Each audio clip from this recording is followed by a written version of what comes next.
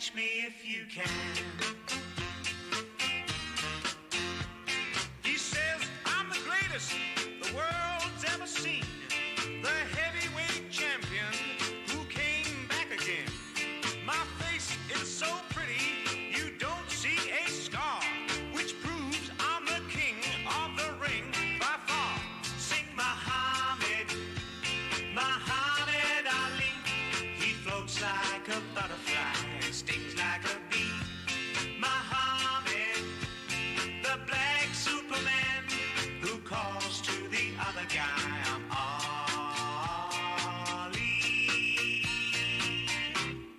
Catch me if you can.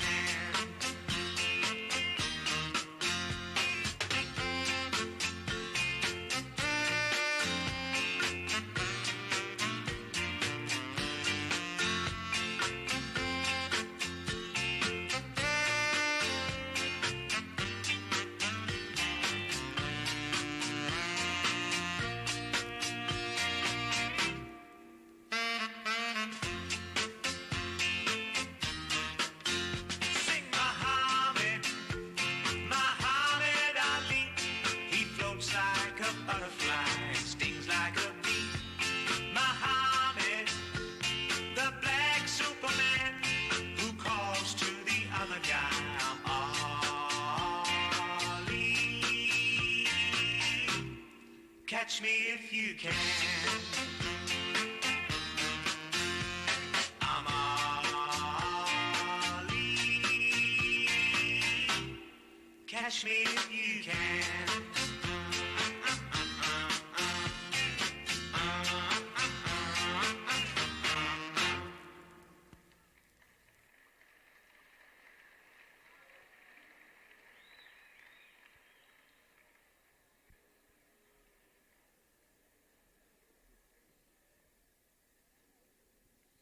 Good evening, ladies and gentlemen. We'd like to ask that you refrain from using any flash bulbs and taking pictures and so forth. Also, there will be a 15-minute question and answer session, and microphones will be available for the audience, and we will attempt to cover as many questions as possible in this allotted time. Muhammad Ali is no stranger to the college campuses. He is pleased to have the opportunity to visit Purdue University, to talk to the people, and especially to the young people. Mr. Ali is a man of many notable distinctions and is commonly referred to as the Holy Warrior. He specifically asked me tonight to say that he was going to do an intellectual presentation.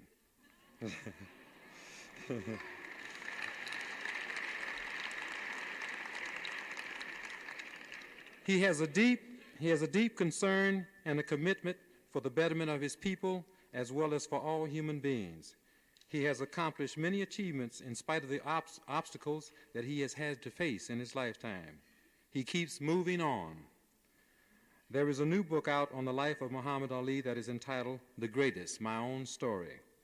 What else can I say about The Greatest other than I feel privileged to have the honor to introduce to you the Honorable Muhammad Ali.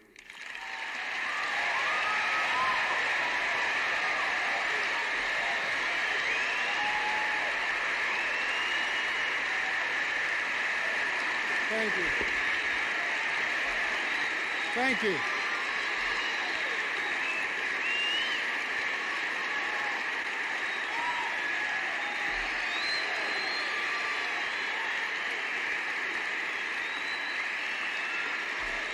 Thank you.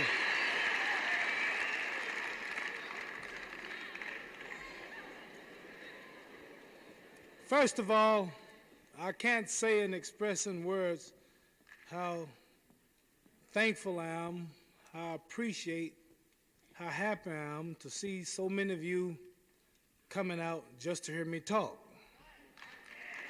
Now, I realize when I'm fighting, I expect crowds much larger. But something like 700 million. So I'm glad to see so many of you here. I didn't realize there was this many people in this town.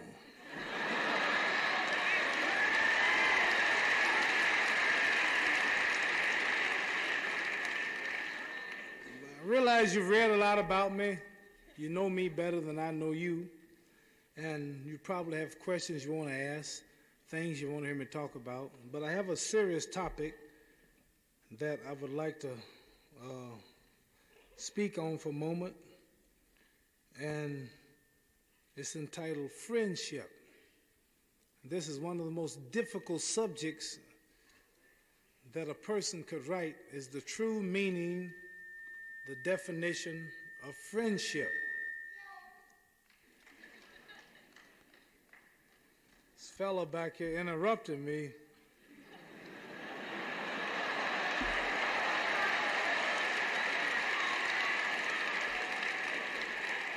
It reminds me, I know who he is. I'm going to explain right now and get off of my subject for a while. I was speaking at a college called Fairleigh Dickinson not long ago, and there was a fella hollering like him and interrupting the lecture. I had the guards to put him out, and one of them beat him up. He came back with his mother. You had my son beat up. I said, I didn't have your son beat up. He was rude. He was hollering out loud. I told the police to put him out, and the police beat him up. She says, well, it wasn't my son's fault. He's still hollering. She said, it wasn't my son's fault because my son was a moron. I said, miss, I didn't know he was a moron. I just had him put out. She says, just for you having my son put out and the police beating him up, whether it was your fault or not. She says, I'm going to cast a spell on you. She says, from now on, wherever you speak, there'll be a moron in the audience.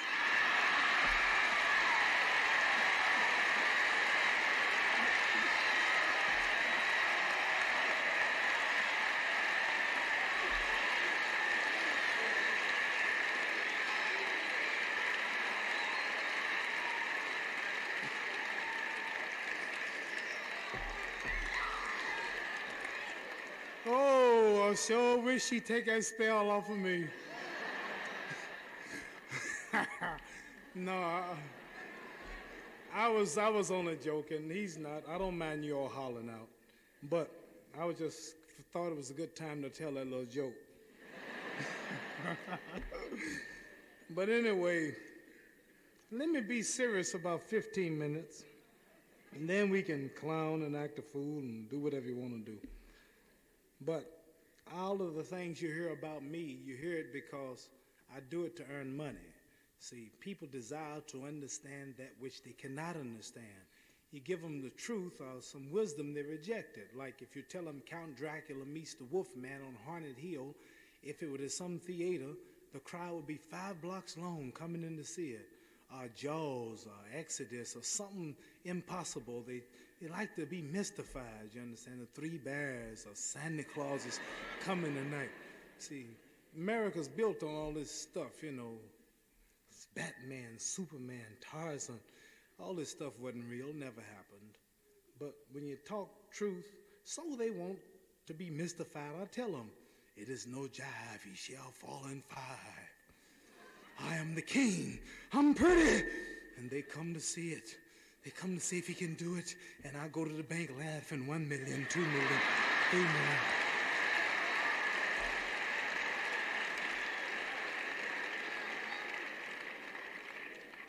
But anyway, let me be serious, and then I'll mystify you, and I'll keep you in suspense, and I can have you laughing. I got some poems. I got some things about Howard Cosell I just fixed up. And that's one man. I wish sometime I was a dog and he was a tree. But anyway.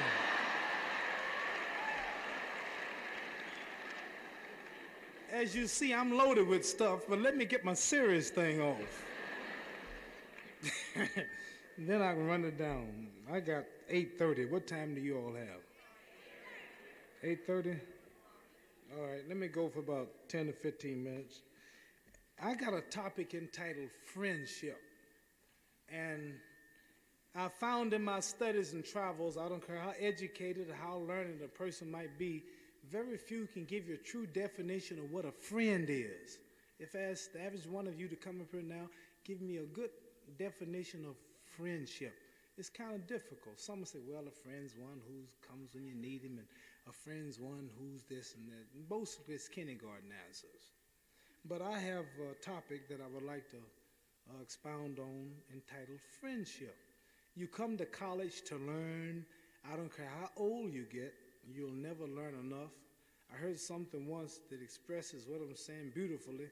It says, if every tree was an ink pen, every tree on earth was a pen, and if every ocean, river, lake, and stream was water, they would dry up before they could write the knowledge that there is for you to acquire. Or if you live to be 5,000 years old, and you studied 24 hours a day in this school for 5,000 years, the knowledge that you would acquire at the end of 5,000 years will be equivalent to a grain of sand in the desert compared to the rest of the desert. This shows you that a lifetime is not sufficient to learn how to live in this world, and life is short, and it's always something to learn. And I have a topic on something that you'll never get in no college, you'll never get it in no school or no university. I was not educated in colleges, schools, or universities. That's why I'm so intelligent.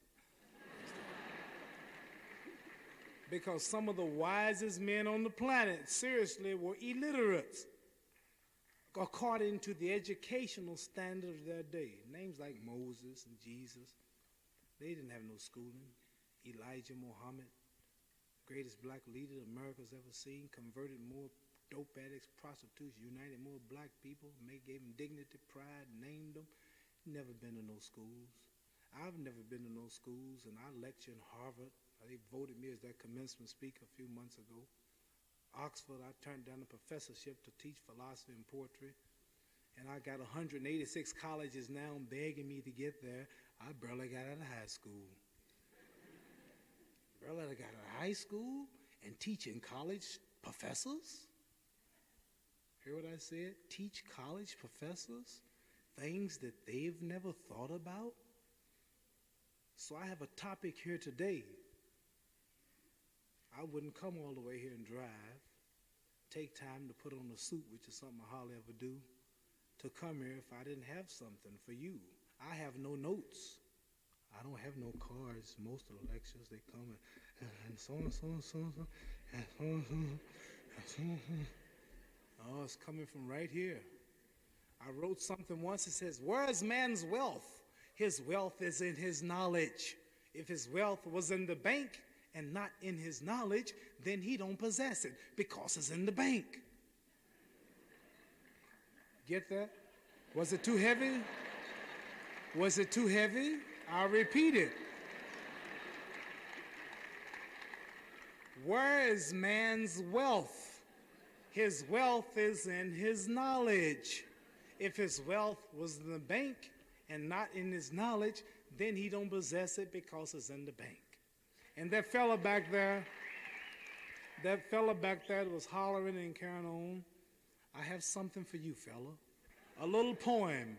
Stay in college and get some knowledge. Stay here until you're through. If they can make penicillin out of moldy bread, they can sure make something out of you.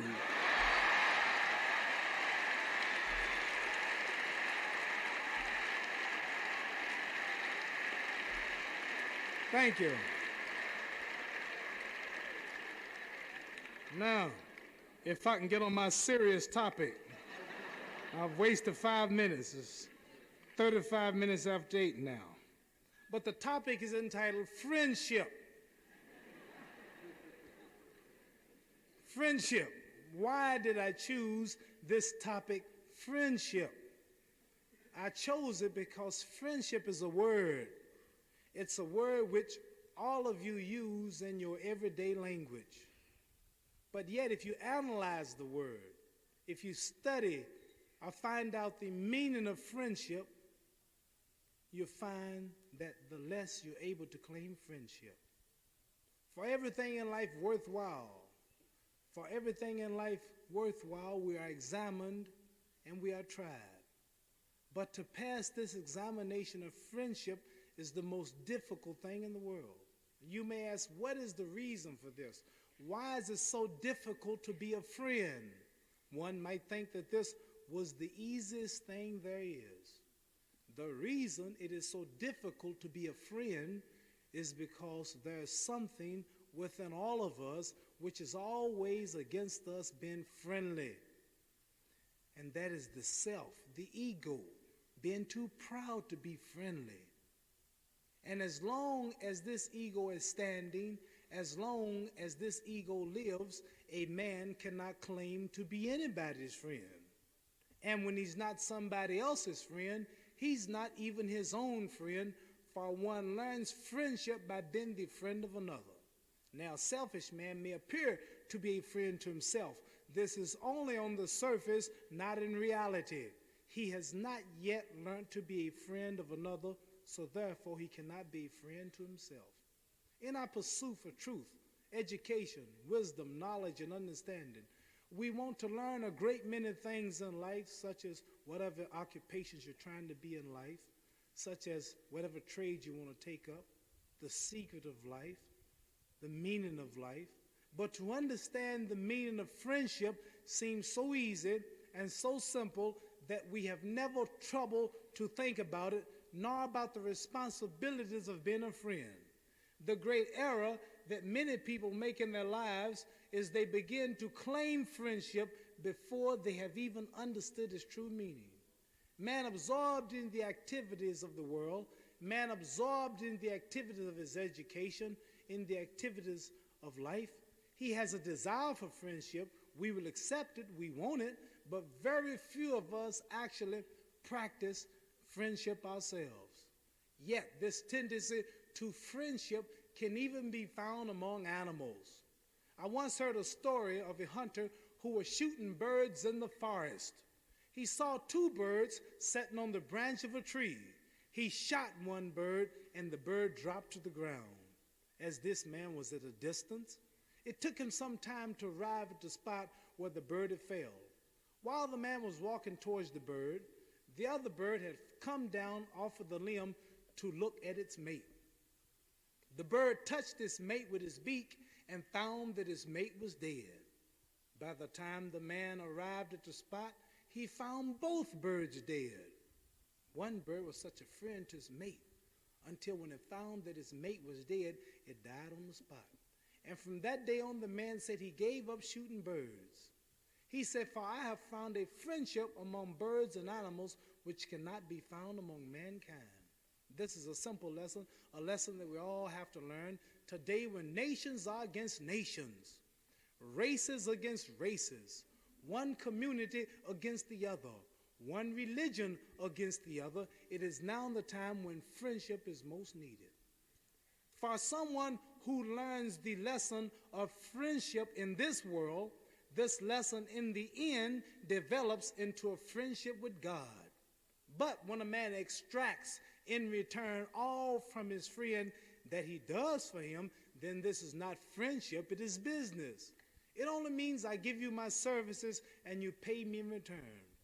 When a person judges his friend, then the spirit of friendship has not yet awakened in his heart, for a friend never judges. When he blames him, when he criticizes or talks about him, he does not know what friendship is. All the connections and all the relationships in life are empty if friendship is not at the back of them to strengthen them. The relationship between mother and daughter, husband and wife, father and son, teacher and pupil, all these relationships need a spirit behind them, and that is the spirit of true friendship. When a daughter says, "I'm friends with my mother," there's something beautiful, there's something different about it. It makes the connection between the mother and the daughter living. It makes it secure and it gives it life. In every relationship, it is the same. When there's friendship to bind the relationship, it makes it everlasting. If one has made a friend, it should not be a friendship which he has made to order. I repeat, if one has made a friend, it should not be a friendship which he has made to order. It should not be a friendship just to fit according to his own expectations and wishes. For every individual has his own characteristics, makes his own mistakes, has his own faults. And as long as the spirit of forgiveness is not developed, friendship cannot last because it is a continual forgiveness that helps friendship to endure. I repeat, it is a continual forgiveness that helps friendship to endure. By one rising above the ideal of looking for fault, but always looking for good, one will learn the true meaning of friendship. And then for him, that same path which was full of thorns will become full of roses. And for some souls, that world which can be held to many others as heaven, for friendship changes man's point of view.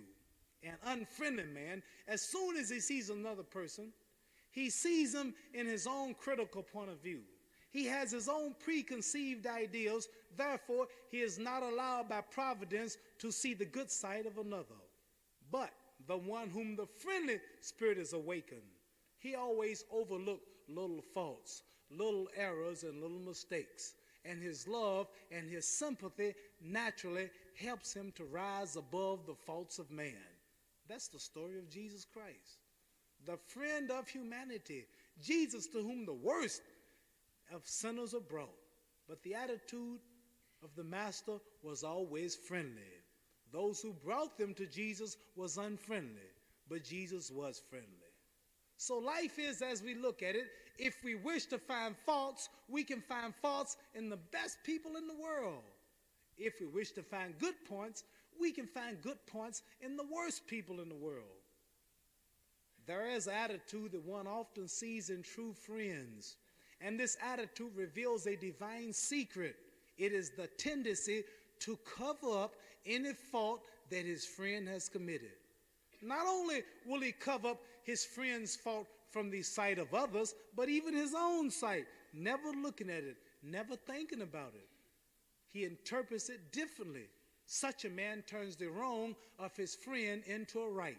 And every little good point of his friend, even though it may only weigh an ounce, he will make it into a pound. He appreciates this small thing about his friend so much, he raises it so high, he considers it so great that another person looking on cannot imagine how such a small thing can be valued so highly. In the beginning of my spiritual pursuit, when I first met my leader and teacher, the Honorable Elijah Muhammad, greatest black leader America's ever known, there was no end to my enthusiasm. There was no end to my excitement about it. I told everybody I met how I felt about the personality of my leader, the Honorable Elijah Muhammad.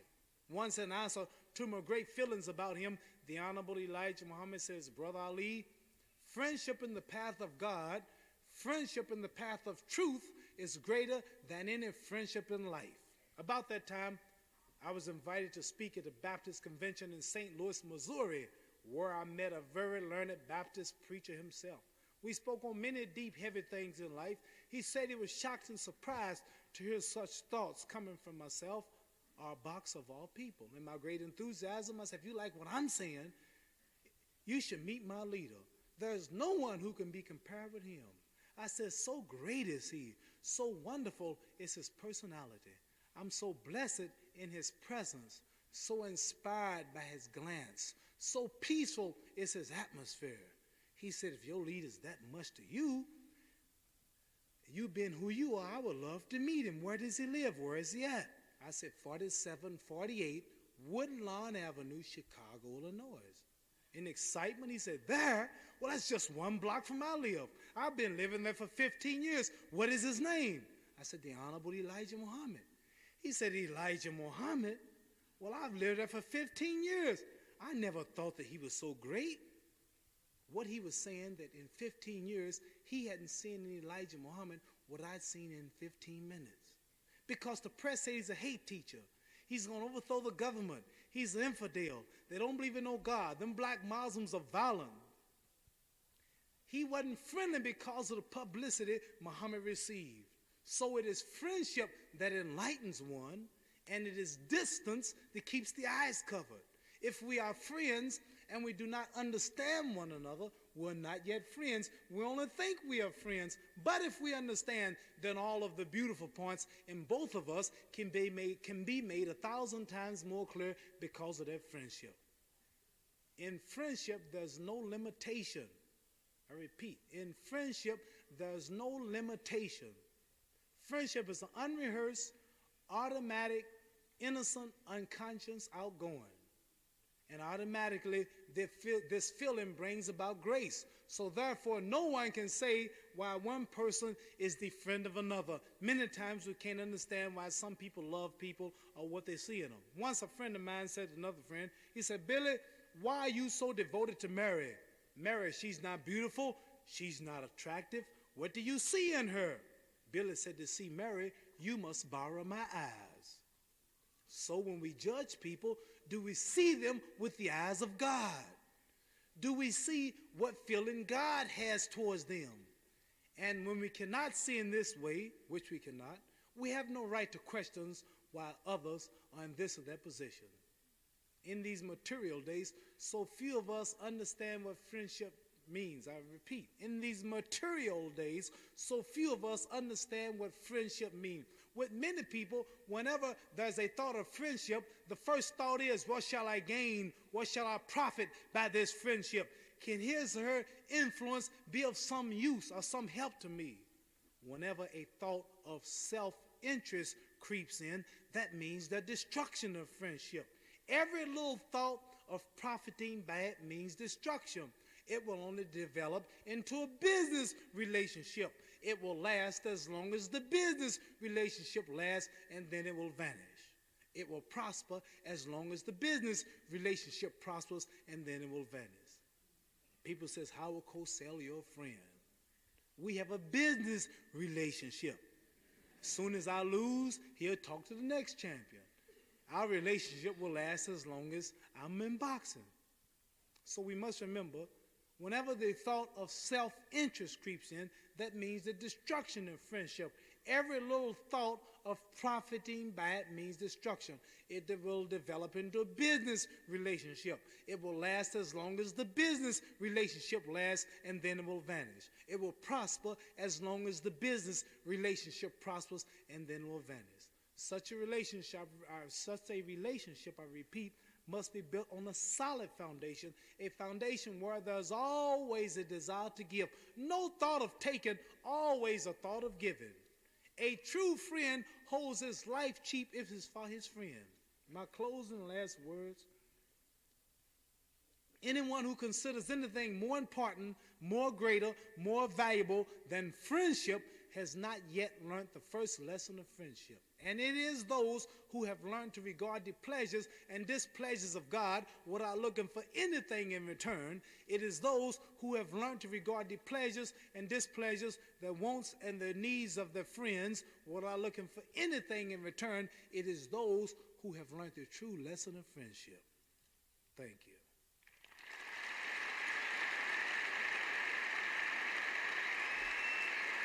No standing.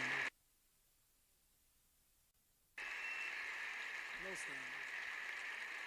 Please keep your seats. I didn't say that to get a stand. Please. Thank you. That's enough. That's enough.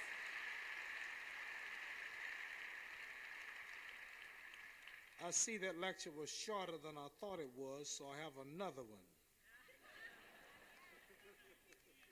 That was a pretty good little topic.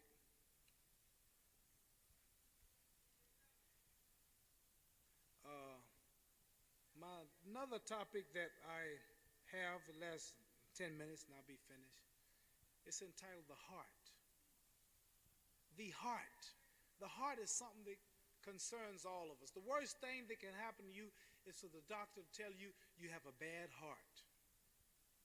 That's the last thing we want to hear, is your heart is bad. So this is another topic that I found out that educators, professors, school teachers, students don't know too much about, is the heart. And this lecture explains. It says the personality of a person is formed around the heart. The personality of a person is formed around the heart. And the heart is a piece of flesh, a muscle hidden, buried in the breast. The heart is the center of the person around which his personality is formed. I repeat, the heart is the center of the person around which his personality is formed. consciously, unconsciously, man loves the word heart. I said consciously, unconsciously, knowingly, unknowingly, you all love the word heart. And if we were to ask a poet to write his poems without using that word, the heart, he would never satisfy himself nor others. Yet poets who have appealed most to humanity, they have used the word heart the most in their poems. For what is a man? A man is his heart. A lying heart means a lying man. A loving heart means a loving man. A living heart means a living man. A dead heart means a dead man. People look for wonders. People look for miracles. People expect surprises of all kinds. Yet the greatest wonder, the greatest miracle, the greatest surprise is to be found in one's heart. If people only knew, if people only realized how large the heart is. The heart, it accommodates the heavens and the earth, all the sea and all the land. The greatness or the smallness of man does not depend upon his wealth, rank, or position. Regardless of how great a man is, regardless to his wealth, rank, or position, if his heart is not great, then he cannot be great. But if his heart is great, then he remains great under all circumstances, rich or poor, large or small. So it is the heart that makes one large or small. Hearts can be of all different kinds. There's the golden heart. Haven't you heard people say, she's got a heart of gold, he's got a heart of gold? But you haven't heard of the silver heart, nor have you heard of the copper heart, nor have you heard of the iron heart.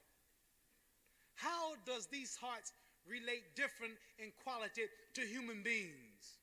The golden heart shows its color. At the same time, it is valuable, precious, and soft. The silver heart shows inferior qualities compared with the golden heart. Yet coins are made out of silver. Silver is more useful than gold. Of the copper heart, pennies are made. And pennies too are useful in everyday life. They are even more useful than silver and gold coins. Copper's strong, copper's hard, and it needs many hammerings to beat and to shape into something. Then there comes the heart of iron, which must be put into a hot fire before anything can be done with it. And when the iron becomes hot and starts to melt in the glowing fire, then we can make something out of it. But the blacksmith must always be ready. As soon as the iron begins to melt, he must start working at once. If he lets it go, it will turn cold in a moment. Besides these examples, there's even still yet the heart of rock and the heart of wax. The heart of rock must be broken. It must be cut. Cold, heat, sun, rain, water, little has effect on the heart of rock. But when the heart is of wax, it melts as soon as the sun falls upon it. And when heated, one can mold it in any way one likes.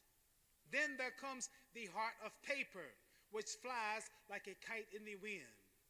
To the north, to the south, to the east, and to the west.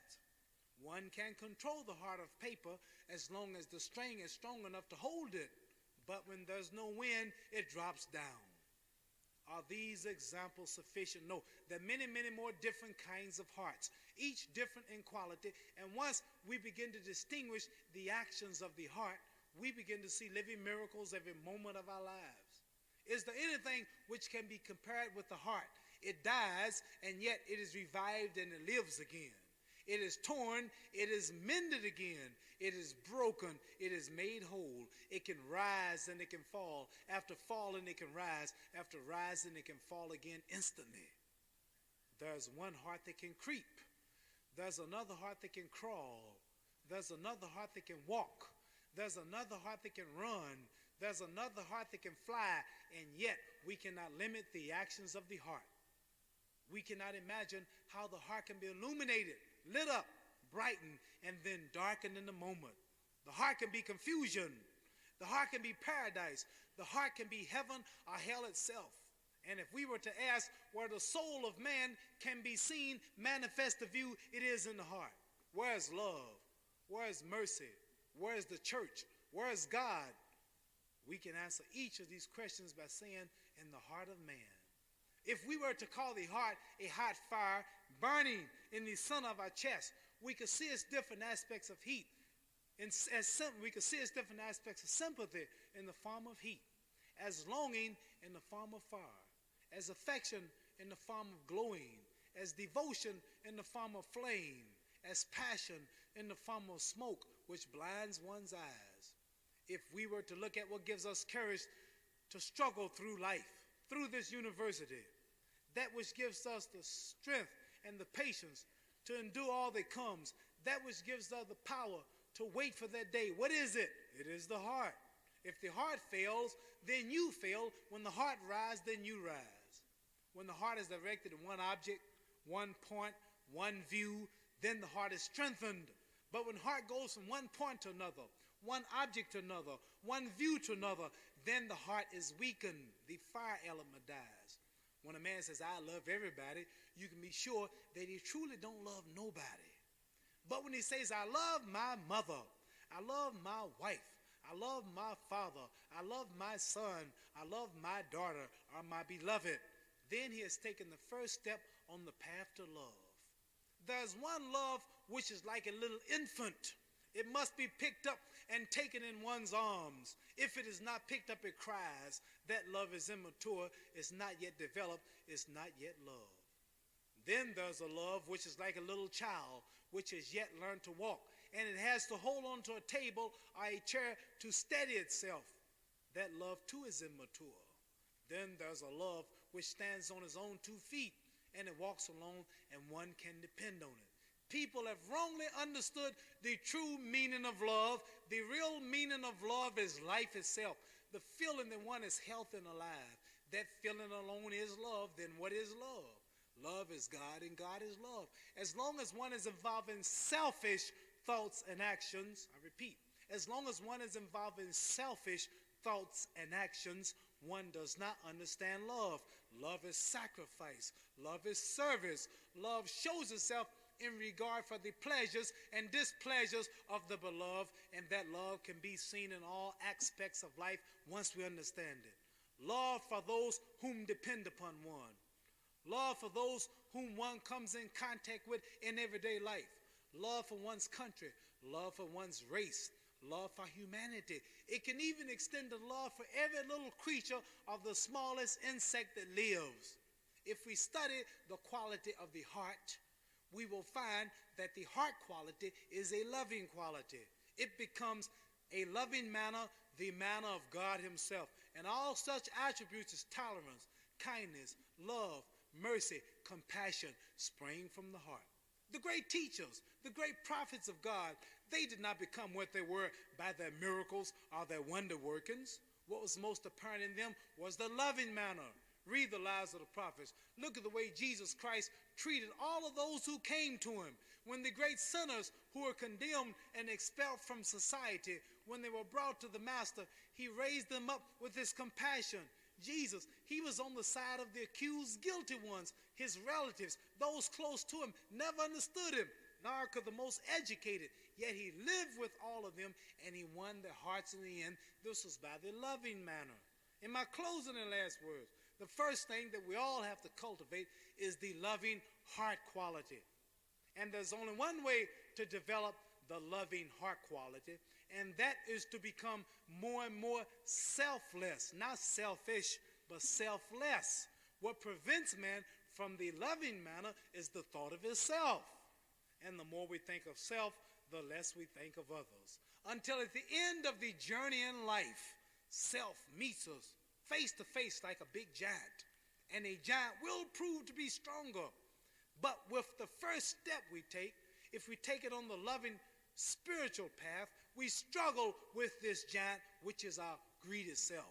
We can only conquer him through the power of love. Strength and courage taught in colleges and universities, strength and courage taught in books or churches, has not the same power as strength and courage springing naturally from the spring of love, which is in the depths of the heart of man. Thank you.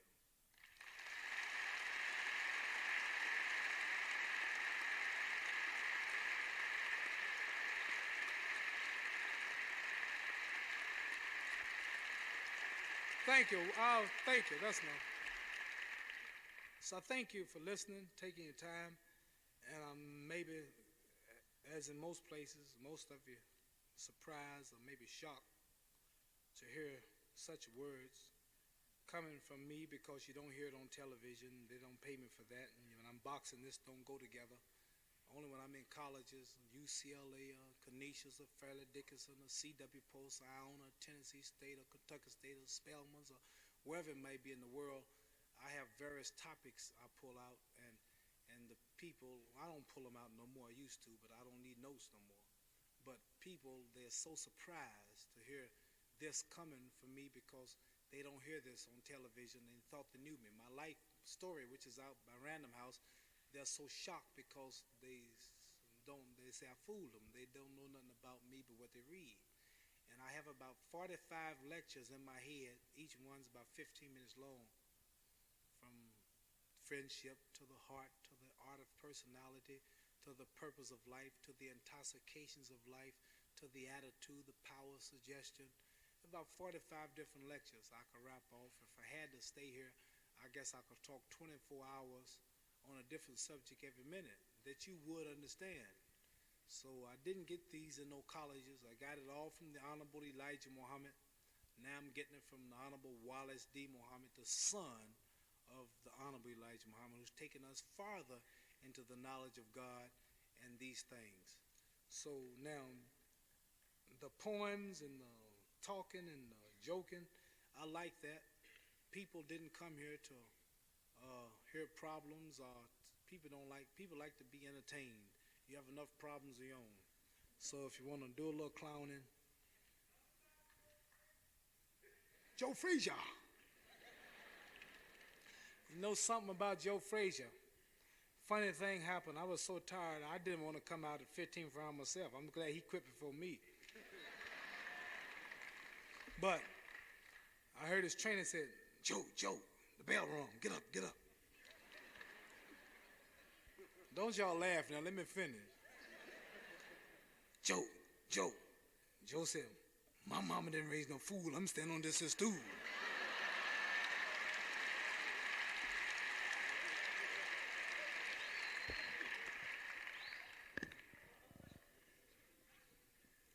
Any more intelligent questions?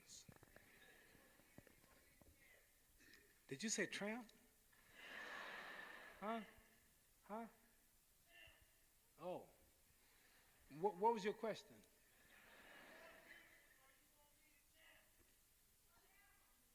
How many years? I might quit. I said I'm going to retire a couple times and I didn't for other reasons. Things happen. So I don't want to say when I'm going to quit because it looks so hypocritical. Keep saying I'm going to retire and you don't. So I'll just wait. I don't know when I'm going to quit. What about Foreman? What's say? What's it like to get hit by Foreman? If you was colored, you'd understand. I tell you, that man hit so hard, it judged your kinfolks in Africa.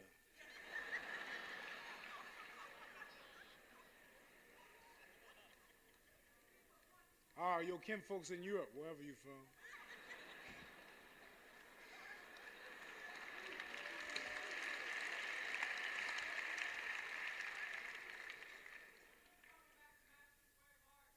Huh? They can't afford me. When am I coming back to Madison Square Garden? See, I'm in a unique position. I'm really sorry. I might have to give my title up for about 2 months, and then so I can fight in this country. See, title fights. See, my manager won't take a fight under $2 million. Now, the way I'm going now, we won't fight nobody under $2 million. But if I could fight the same man if I wasn't a champion for say $200,000, but I can't fight a title fight for $200,000. So I think I might resign for 2 or 3 months, then come back. They'll get another champion. They'll take my name off the books. Then I can come in all these little one-horse towns and fight for cheaper prices. I'll still be the champ. People know I'm still the best. But I can fight cheaper prices.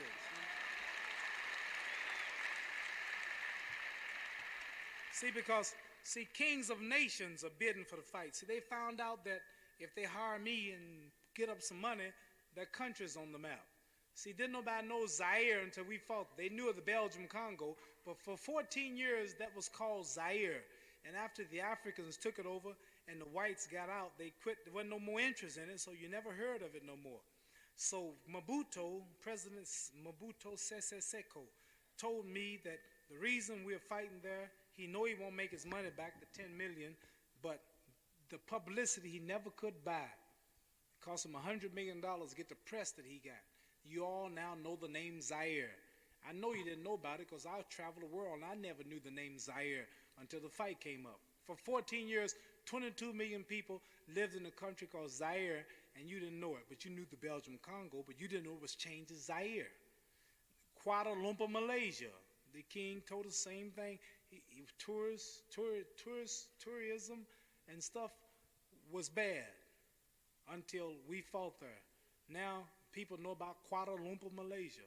Now we're going to fight in another place called Estonia. You know where Estonia is? Don't know yet, but I'll tell you. Estonia, Russia. We're working on a fight with Estonia, Russia, with this Russian that was over here beating up people till he got whooped. They want me to fight him in Estonia. They want to kill him. But they want the murder in Estonia. All right, so. Could you tell, who's that hollering about? Howard Cosell. Howard Cosell gets paid for being an idiot. What's your excuse? Mr. Ali, in your opinion, what is the role of black women today? Somebody. 1 minute. Who's on the mic? What she said? I wanted to ask you a question. In your opinion, what is the role of the black woman in our society today? Just like every other woman. Do what other women do. Mm-hmm.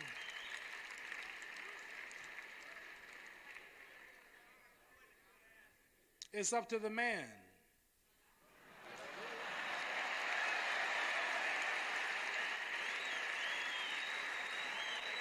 Know why I says up to the man? Know why I says up to the man? I was in New York. Did you ever been in New York? You go out around the Hilton Hotel, the Americana, and look at all them sisters prostituting. And watch all them black pimps put them out. Bitch, don't you come back unless you bring me some money. Get out and give me some money. It's up to them a lot of their role and how they should be looked at. See? So I do something about it in my little way. I got a little gang in New York. I give them $100 a week. It costs me $1,000 a week. $52,000 a year. It ain't that bad. I pay it. I write it off. But I got 50. I pay $1,000 a week. And I got little fellas that comb the streets scaring prostitutes. Just scare them. And scare men that chase them. They kicked the door in another night and guy ran out in his underwear. You know, it's up to us a lot. If the man protects and respects his woman, keep off a lot of these jobs where she's been used and screwed, then she could be more at home with the children and run strangers out of his neighborhood.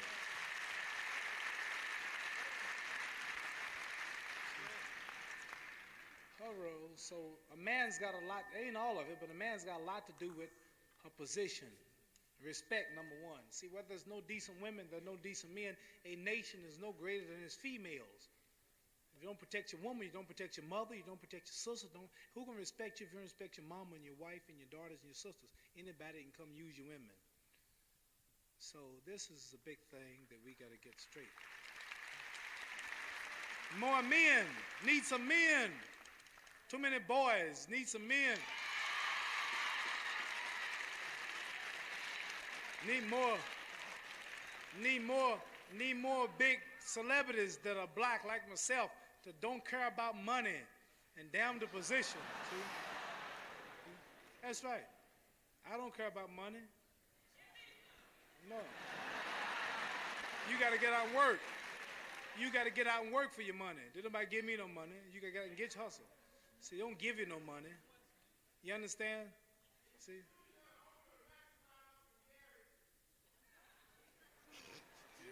We working on it.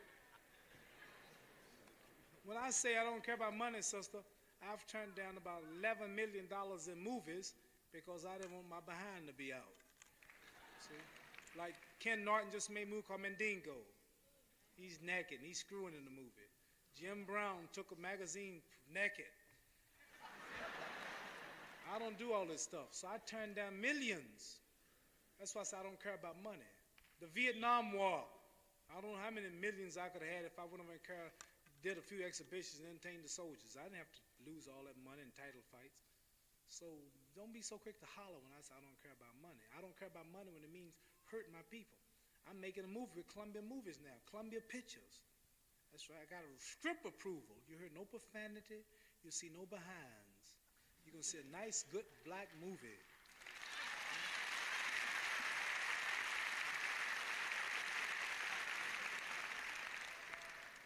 I'm sick and tired of all these. Me and Frazier, the scuffle, that was real. He was for real, but I wasn't. He was really mad, but I just egged him on to make it look good.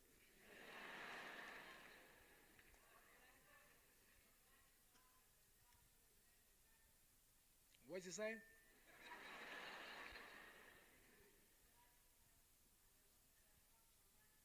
No black Muslim. Ain't no such thing as black Muslim. We're just Muslim.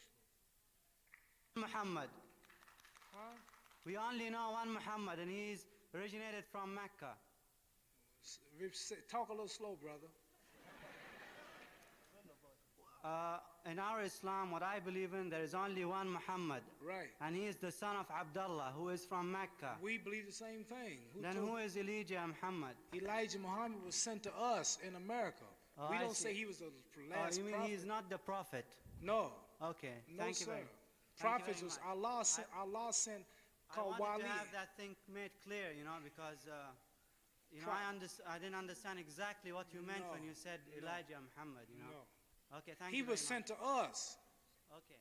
See, Allah sends men to people of all times and all different parts of the country. See? Okay, thank you. It's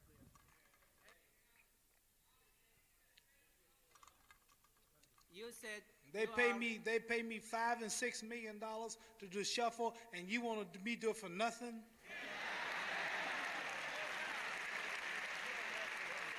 Muhammad, you are...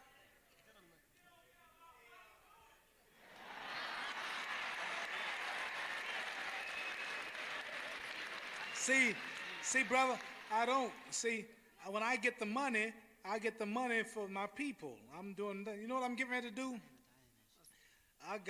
I'm putting on a concert in New York City for 10 days I'm putting on a free title fight I'm working on. Guess what? Now we think me and all the black celebrities and got together and we're going to work for free for 10 days. I got the Jackson 5, 10 days for free. They ain't going to want no money. We're going to turn it all to Harlem and to build us a beautiful hotel representing us. I got the Temptations, I got the Supremes, I got the Fifth Dimensions, I got Barry White, I got the OJs, I got the Spinners, I got Aretha Franklin, I got Stevie Wonder, I got Smokey Robinson, I got Diana Ross. All of them work for no price. We just gonna give a very big old free concert. We're gonna take all the money, buy the city block and tear it down and build a beautiful hotel and call it Celebrity Inn. And everybody who participate, we're gonna have a suite named after us, the Jackson 5 suite, the picture being the Aretha Franklin. As soon as we can get the garden and some more people to fix us, this is just the ideal for the rest of our people who come after us.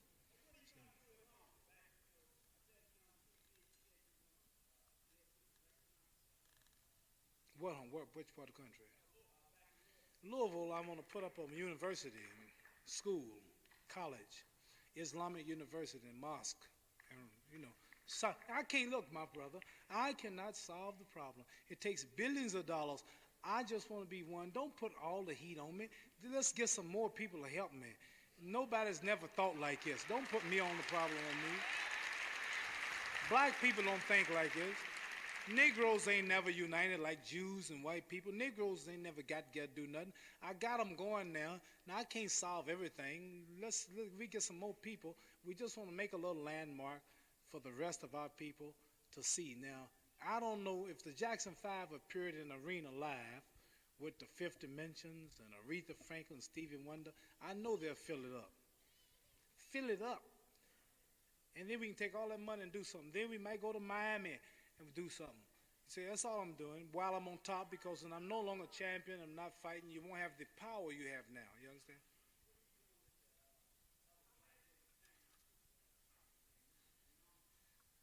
No. No, I won't fall out with them. Start to fuss. And we got enough of them that's getting together. We don't look for no trouble. We're not trying to start no arguing with the brothers. Some people's mental capacity won't allow them to think like this. They don't understand it. So we don't fuss with them. Some people are asleep, and some are groggy, and some are awake. You know when a man is sleeping, oh, hey, man. Oh, come on. Okay, fine. And someone's saying, some of them asleep, and some are kind of like Joe Tex. He done woke up. His name is now Yusuf Haziz. Lou Alcindor done woke up. His name is Abdul Rahman. Walt Hazard done woke up. And his name is Abdul Rahman. Lou Alcindor, Kareem Jabbar. They all are getting into the Islamic teachings and getting their names. Some of them still asleep. What's your name, brother? George Washington.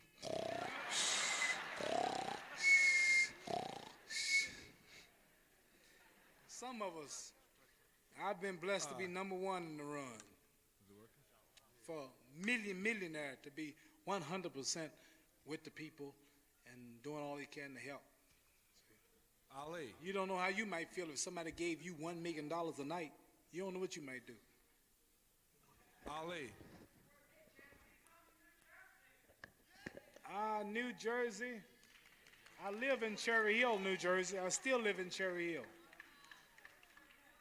The Landmark Apartments, you know where they're at? I got an apartment in there. But I don't live nowhere, really. The world is my home, and every country is just a room in the house. How can I live? How can Muhammad Ali stay in Cherry Hill or Chicago or where? All the people I have in the world, all the fans. Just look at this small crowd here tonight. I mean, this can happen everywhere I go. Everywhere I go, I can move to this city and be home. Have all the friends I want. Have everything I want. If I move here tomorrow, I can go to Africa. I can go to Detroit. I can go to Alabama. Wherever I go, they know me. Ain't no place my home. Every place is my home. Muhammad Ali. Huh? If not, what do you want to be and why? If I had a chance to live over again, what would I want to be? Same thing I am now. I don't know. I know how to stand. I never thought about that, my friend. That's a good question. What would you want to be? Well, I'm in school. I want to be in construction. You want to be in construction? I want to be a constructor. You want to be in construction now? I am in construction now. I want And to if be you a live, constructor. if you can live over again, you won't be in construction again. Maybe. Well, maybe the same thing I want to be. If I had time to think about it, I might think of something else. Out of curiosity, how long do it take you to analyze your opponent from the time you see him step into the ring until you actually fight him? It don't give me much time. No, like I noticed, I mean, like, I've watched a lot of your fights. If I wait until he get in the ring to start analyzing him, I don't have much time. You mean, out of curiosity, like I watched you fight George Foreman, for example, and like I noticed the way you handle him, which was great, by playing the ropes from what you call it. But like, I start figuring him out 6 months before we fought. I didn't wait till Who told you? I have two comrades on my side. One name is Becky and Larry.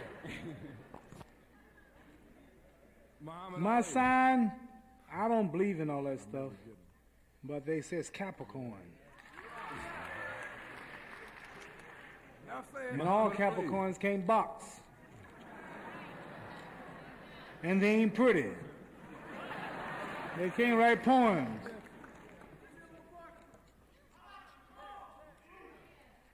Want to hear some poems? Muhammad Ali.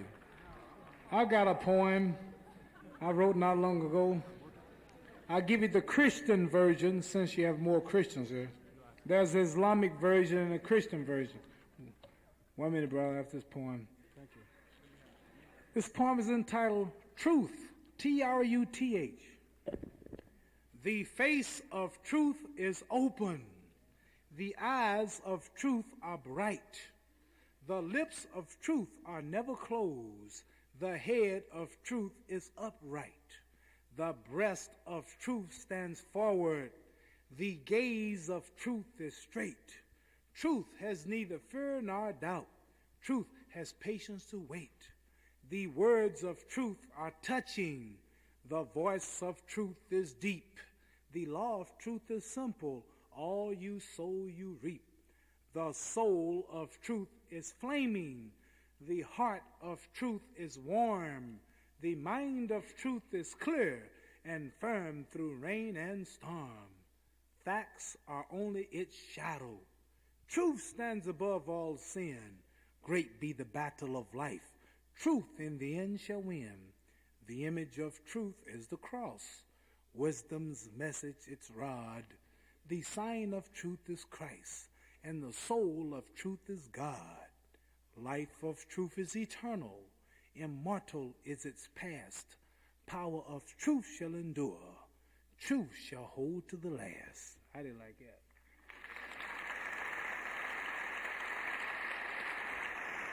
Got one here. Got one here called The Recipe to Life. The recipe to life. Take a few cups of love, 1 teaspoon of patience, 1 tablespoon of generosity, 1 pint of kindness, 1 quart of laughter, 1 sprinkle of concern, and then mix willingness with happiness. Add lots of faith and mix well. Then spread it over a span of a lifetime and serve it to each and every deserving person you meet. The recipe to life. Yes, sir. Pick another guy.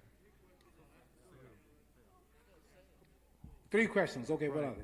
The first one is, how do you put together your ideas of unity among people and still put down people who, by their very own choice, because of the way they were brought up, maintain the names that they were given at birth?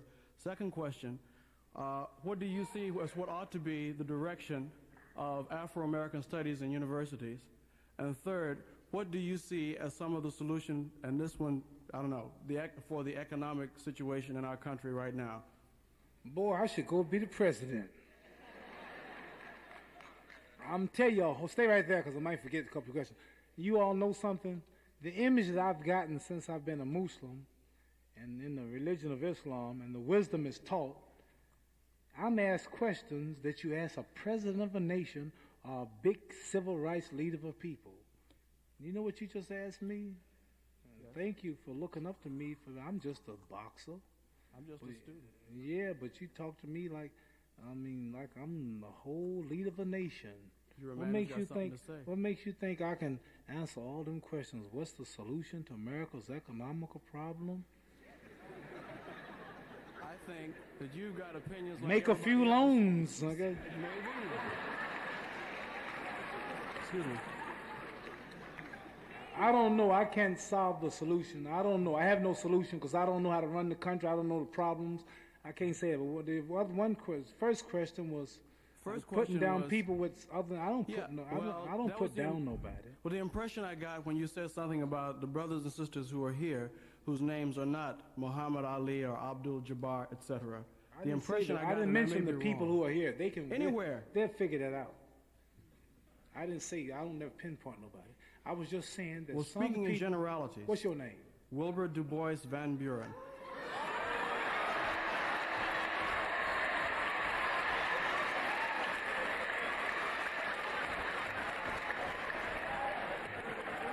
That was them, not me. They know it don't sound right. Just they know it don't sound right. Do they? As black as you is. They know it. Black as you. I ain't get. Look, we brothers. We brothers. I'm not getting on you. Let's not fight. We brothers. All I'm trying to say is this. We are brothers. All I'm trying to say is this.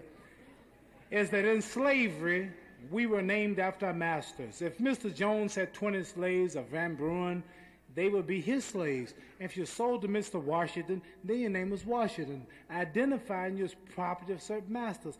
Today, we don't belong to masters. Today, you are free. You say you're black, you're Afro-American, all this stuff. All right, all I was saying, if I said, here come Mr. Chang Chong or Mr. Lu Chien, I saw some Orientals in here. Stand up, fellow. You right here. Stand up. Stand up. No, you, Bruce Lee, you see me. Stand up. Take the mic. Answer my question. We got a brother here from America that don't know like you all do. Now, just, what is your name? Huh? Hey, please be quiet. Do you want it in Chinese or English? Chinese, your real name. I know Okay, you over here going for white, but what's your real name? It's Ba Wai Kok. Right. Now, if I say come Chang Chong or Wong Lee, you know he's Chinaman. If I say come Mr. Kosygin or Mr. Khrushchev, the name tells me Russia. If I say come Mr. Miltenberg or Mr. Schmeling, the name tells me German. If I say come Mr. Weinstein, Mr. Goldberg, the name tells me Jew. If I say come Rolling Thunder or Morning Star, the name tells me it's Chinaman. If I say come Mr. I'm sorry, end it. Don't sound right, do it. So I made a mistake. I called Weinstein or Goldberg or Chinaman. They said, that don't make sense. Hold on, 1 minute. I'm not getting on you. We all same people, same problems, same. All I'm saying is that we don't have our names, and all people on the planet can be distinguished by their names. If I say Mr. Van Buren and Mr. Clay and Mr. Williams, we really don't know what's his nationality. The color is mainly a race till we see him. Doesn't matter. Does it? A name? The Bible says a good name is better than gold. A name? A name? What's in a name? What's in a name? Let's see what's in a name. Now you just asked the question. What's in a name? Could you go tell 100 people in here, call Mr. William Smith, and just go in there and give this to Mr. William Smith. And we all know what the results would be, so we don't need to do it. Because there's more than one, obviously.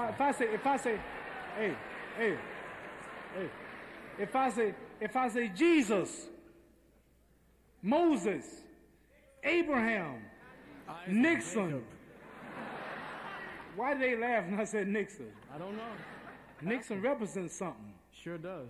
China, Germany, America. A name, everything is distinguished by a name. A name is like Muhammad Ali. Now, I'm welcomed worldwide. Now, but not Cassius Clay. A name, a good name, the Bible says, better than silver and gold. Don't nobody want a bad name. What's in a name? How would a Chinese look? Oh, what's your name? George Washington? He'd look like the same person. A name? Man, what's in a name? Yeah, it's best to go sit down, man, because that don't look right. A name. Hey, man, brother, your name, what's in a name? Why don't people name their children Jesse James? Jesse James, they can, but Jesse James had a stigma on it. Bad name, Jesse Al Capone. And what's in a name? If it wasn't for names, we wouldn't know how to. Go 4 blocks, turn at Peach Street, go down to Washington, and turn left at Alexander. A name, a name is everything. What's in a name? Muhammad Ali is going to come here tonight. People packed. A name. Muhammad Ali. No, Muhammad Ali. You got to get up $10 million a night to pay him. I'm just saying, a name, brother, is everything. A name. Don't think I'm lying? You going over to Africa and tell them your name. And watch how they watch you. Muhammad. You not African. Muhammad Ali. Them your brother, them your people over there. You look just like Africa. Muhammad Ali. Muhammad.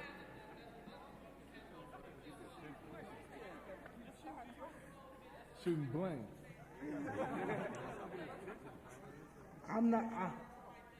I'm not the leader. I would say keep the names because they are white people, they're Europeans. They shouldn't go change the names to African, maybe not African, but I'm not the leader. Wallace Muhammad can answer that, but I'm not the leader. So I couldn't, that's a good question. No, Ali. You're not as dumb as you look. Ali. Hey, Ali. Yeah. Ali. Where you at, Ghost?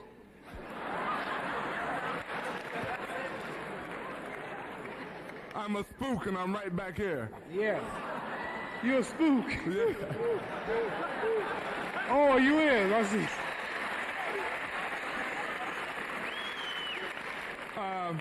My name is Frank Kendricks. I was a former basketball American player.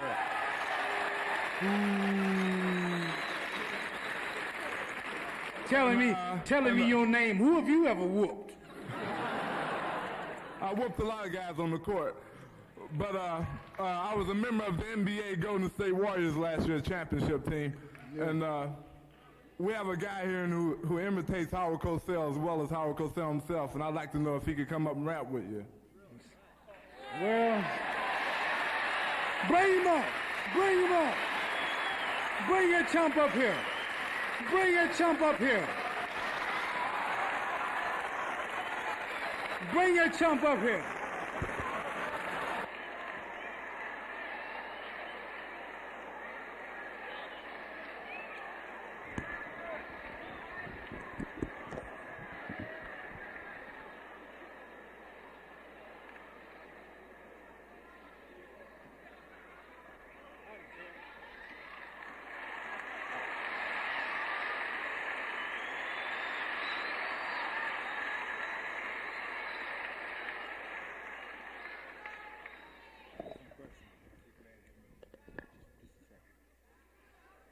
You know, it's great to be here with the once and future king of boxing.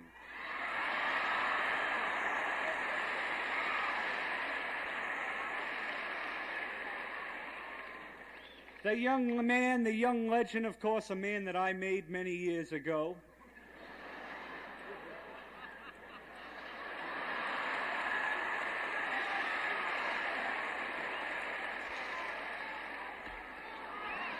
You know, he told me once he'd jump over the ropes and take on Howard Cosell, but I'm wondering if indeed, with the extra pounds he's put on over the years, if he could ever get over the ropes.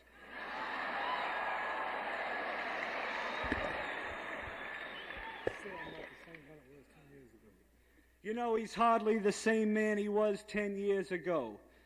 Now, Howard Cosell, that shows the people the limit of your intelligence. Who is the same they were 10 years ago? I'm going to ask your wife, is you the same you was 2 years ago?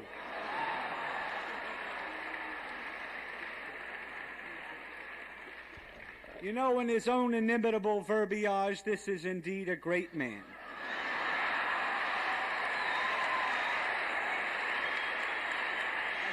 I got a little poem for you. I'll read to you later. Where's it at? Read it. You know, in honor of this occasion, I wrote a little poem.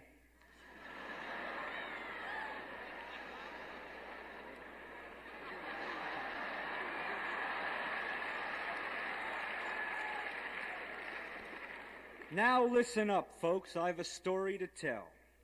I'm the man who made Ali. My name's Howard Cosell. Back in the 60s, when Ali was still clay, I started talking. That's why he's the most talked about, most famous, the greatest champ of the world. At least he's the latest. He was king of the ring, a champ of all people. But you all know the story. The king's crown was taken by the WBA. Now the whole world is shaken. Repercussions were great. Allah'd not be forsaken. With fire on his tongue and thunder in his fists, he knocked out Norton, Foreman, and Frazier, and they'll never be missed. Like we'll all miss the champ, the fighter with charm, for word of Ali spreads like a general alarm. The shuffle, the jab, the quip, and rope-a-dope, all tools of a man with a vision, a hope. The vision is freedom for black men. His strength is in truth. He won't be denied, for like no other you know, he's tried. He no longer floats like a butterfly. He no longer stings like a bee. But doubt not the legend, Muhammad Ali. He's a poet. He's pretty. He's got a lot on the ball.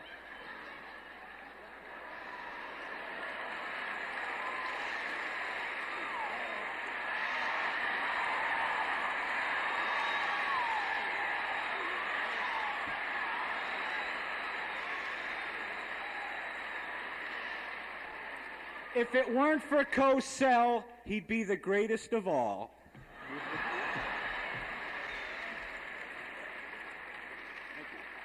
Only one thing wrong with that poem, it didn't rhyme. Okay, y'all. A lot of yours don't either.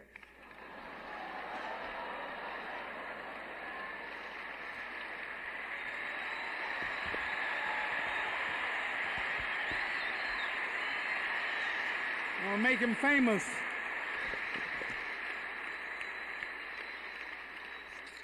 He want me to make him famous like I did Cosell. Well, you all, we've been here long enough, been here 1 hour and 5 minutes. And I'm tired, I have to go.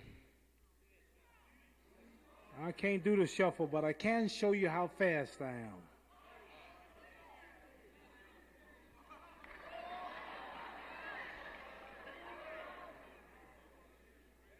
You the one that asked me them tough questions, ain't you? Hold your hand up right there. Now I'm gonna hit him 6 times before you all count 2. But when I say go, as soon as I say go, you say 1, 2. As soon as I say go, let's test it. Go. That was too slow. I hit him 10 times, but then, as soon as I say go, you say 1, 2. As soon as I say go.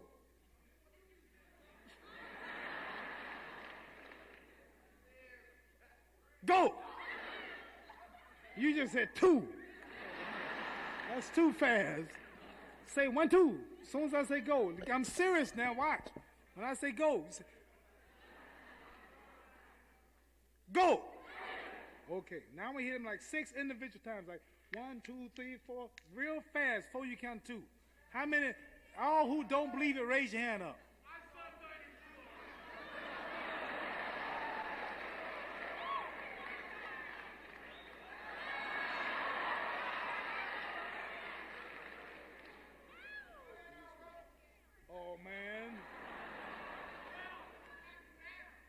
I said go, let's test it one more time.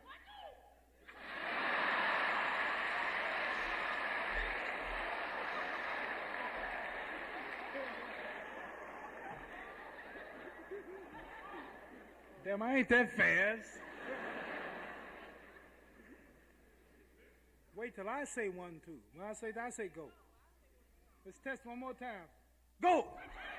Okay, now all you don't believe, I hit him 6 times before you do that. Hold your hand up. All who don't believe it. All who believe I hit him 6 times before, hold your hand up. Some of you lying because you held your hand up twice. Okay, take the ring off because it's going to hurt. My hands are worth too much money to be hitting on your cheap ring. We'll discuss that later. Be cool, fool, you're in school now. Huh? Wait now, let me get ready. Now watch it, because most people don't even see it.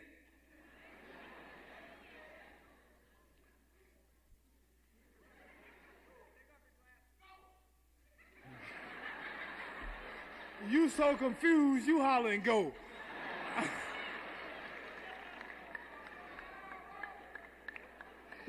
Ooh, boy, I got this whole crowd bluffed. They so scared, you ain't even up here. I say,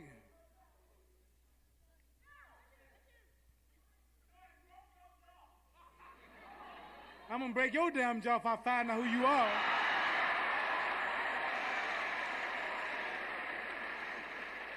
I bet you won't come up here where I can see you and holler Norton broke your jaw. Bring your butt up here. Bring your butt up here. You so bad. You talk so bad. you come up here and hitting range and holler that kind of talk. Chump, I dare you before the whole crowd. I call you bluff. You're a chump. You are a chump.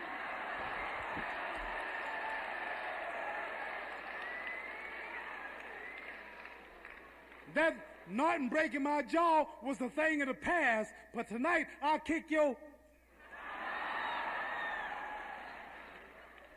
sucker. Sucker. And don't you say another word. Everybody be quiet. Don't.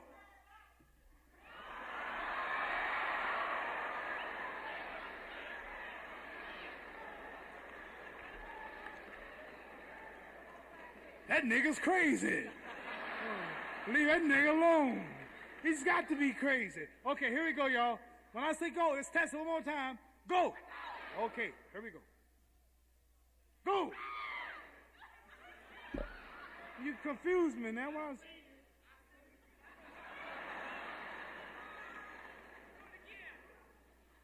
Go. You want to see it again? You didn't see it?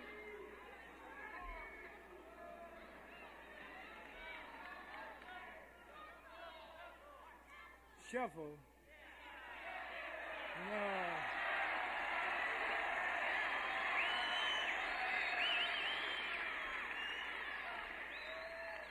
You really want to see the shuffle?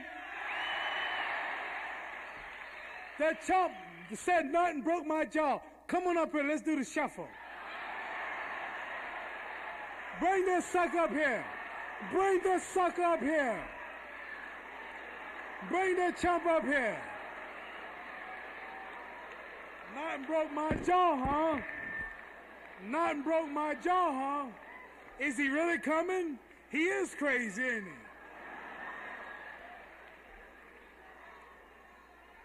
Say, man, from the looks of your head, you is crazy.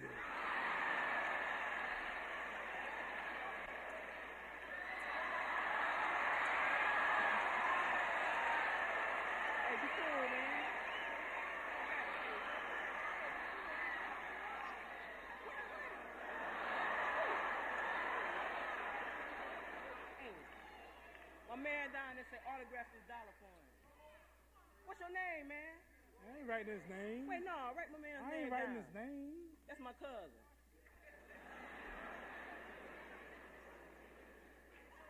Let me do the shuffle, man. Come on.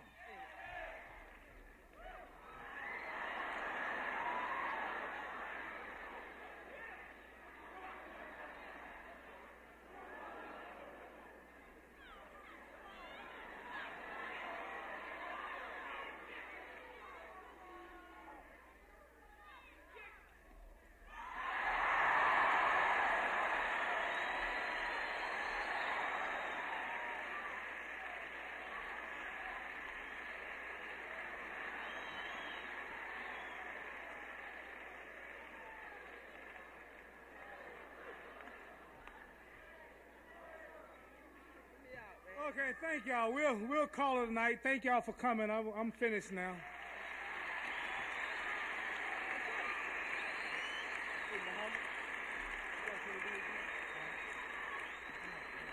My man.